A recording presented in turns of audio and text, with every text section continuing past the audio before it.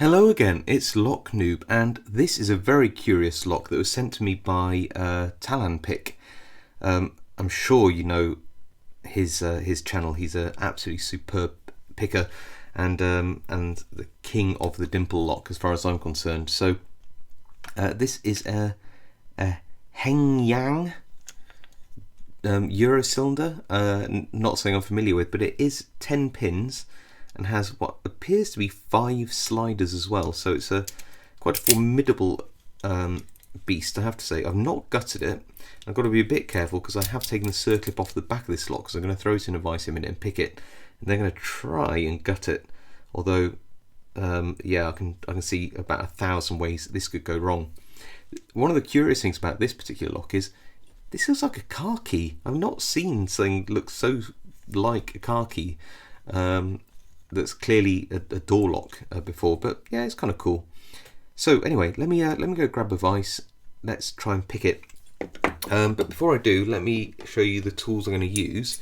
So I've got 2 different Dimple picks here. One I'm going to use to pick from this piece of warding, more or less, and get down on the pins on the right hand side, so down this side, and then I'm going to move over to the other side of the warding here, so one side here and one side there of these 2 teeth, and then pick these pins here.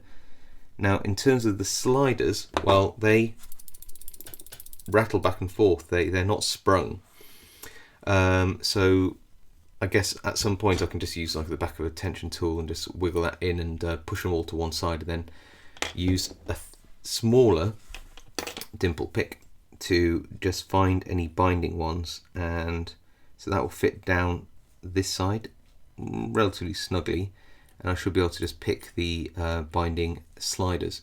That's a theory anyway. So let's put that into practice. The only thing I would say is that this does appear to be relatively cheaply made, and one of the things about it is the keyway is extraordinarily easy to push apart and spread in the lock when you put tension on, which actually binds the core and means you can't pick it. So that was one of the hardest things to overcome, is how to apply tension to the lock without it essentially just pushing apart and grabbing the inside. Now if I look here, I can see what appears to be a little cutout, and I assume that that's where a sidebar sits, where the sliders actually locate into. Okay, enough of me whistling on again. Let's have a go at picking this, and then probably some kind of like comedy gutting. Alright, let's grab that vice and have a go. Okay, so we're all in the vice, and apologies if I do occlude the camera with my hand while I'm picking. I couldn't really find a good angle for this particular lock, so we're just going to go with it and hope for the best. I might put some autofocus on the actual lock itself, so you don't keep focusing on my hand as it goes in and out of the camera. But what I'm going to do is try and pick down the right hand side pins first, and then see where that takes me.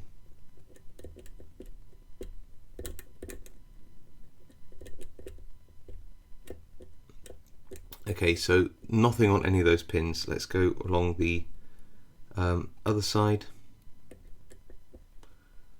Pin 2's binding.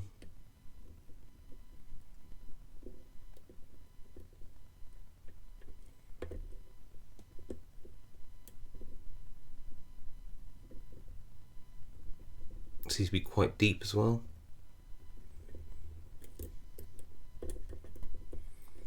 Go back along the right hand side.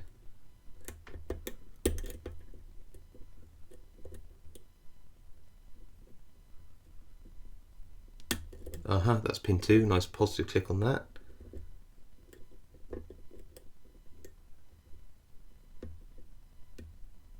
Pin 4. Need to reset that very hard, and might put a little bit more tension on this time. Pin 4, I think. Okay, try the other side now. Oh, pin 1's binding this side. Pin 1.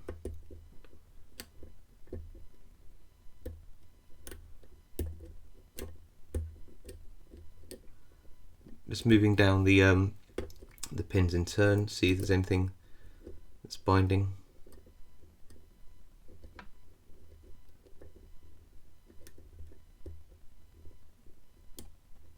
Pin 5.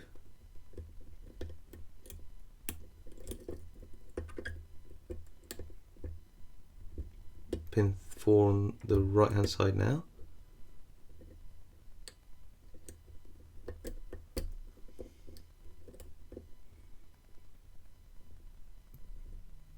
Pin 5 on the left.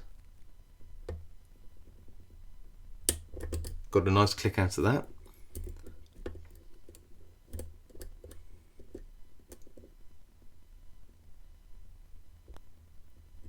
Four, 3, 2. Okay, this side now, the right hand side again. Oh, I've got a definite binder here.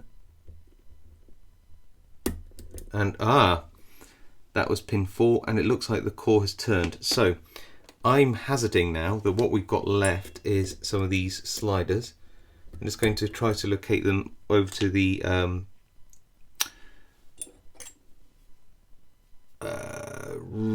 left hand side and just see if any of them are binding, and if they are, move them.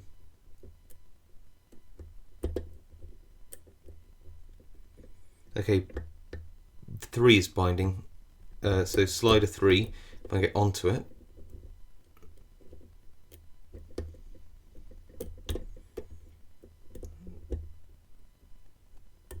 one, 2, 3, 4, 5. Oh.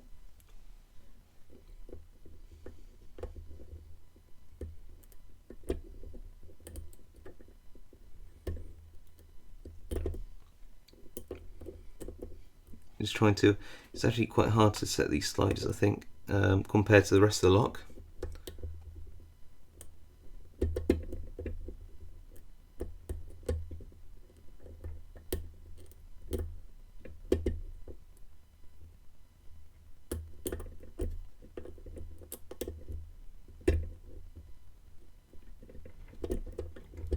This pick is a little bit too tall for this job, really, but we'll go with it.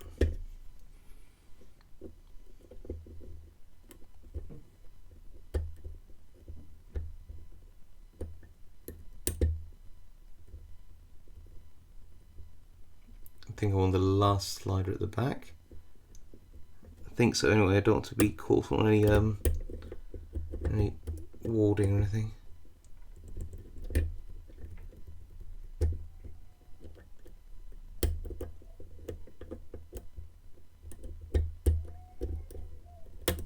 And yeah, I've got it. There we go. It's picked. Now gutting this could be a bit of a pain, but I have taken the circlip off the back. Let's take that. Oh no! Oh no!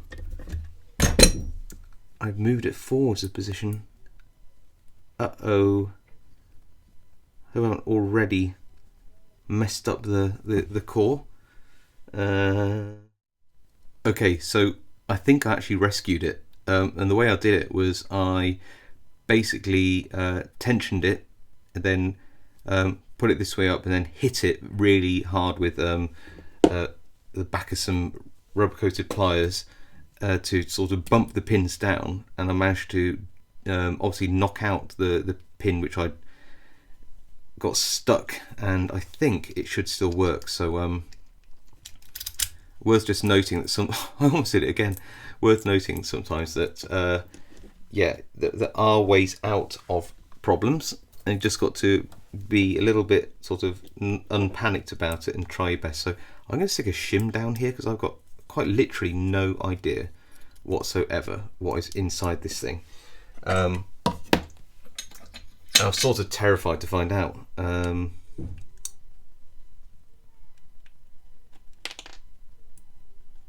And I'm already dumping the pins out because I'm an idiot. There we go. Oh, interesting. Very interesting. So we can already see that this is not a very well made lock. And you can tell that because you've got this sort of filed, you see that sort of filed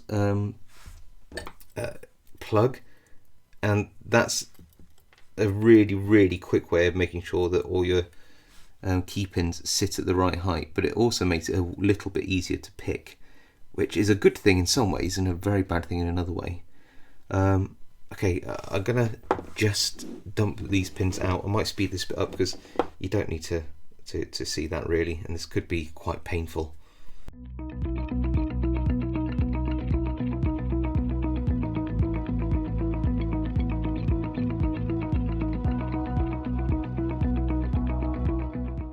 Okay, so all of the key pins are out and they are all standard. They look like little T-pins, but that's actually common in Dimple locks to stop the pins from falling into the keyway, especially the shorter ones, which would ruin the lock. I've taken out the sidebar, and you can see how the sliders there have quite wide gates there. But they are free sliding, see these move in and out. If they're easy to take out, I might take those out too.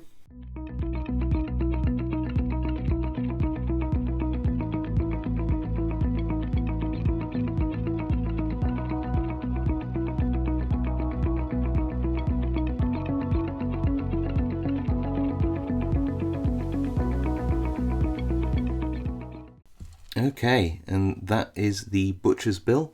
You can see here you've got all standard drivers, which is a bit of a blessing in a lock like this in terms of pickability, but yeah, I think that the overall tolerances of this lock were not fantastic. Definitely the plug is filed, which is again pretty poor. Aids its ease of picking. It's also a little bit flexible with that keyway, so under tension it's a bit kind of easy to split apart. Overall, yeah, it's not a great lock, and actually it makes the Yale Superiors and Millennico Magnums look, you know, like high security locks in comparison. So yeah, well, I hope you enjoyed that, and sorry about the really awful rookie error of allowing the core to move without having a follower or shims inside. That was poor, but we got it back, and that's the important thing. We actually rescued the lock. Anyway, hope you found that interesting, and I'll see you all next time.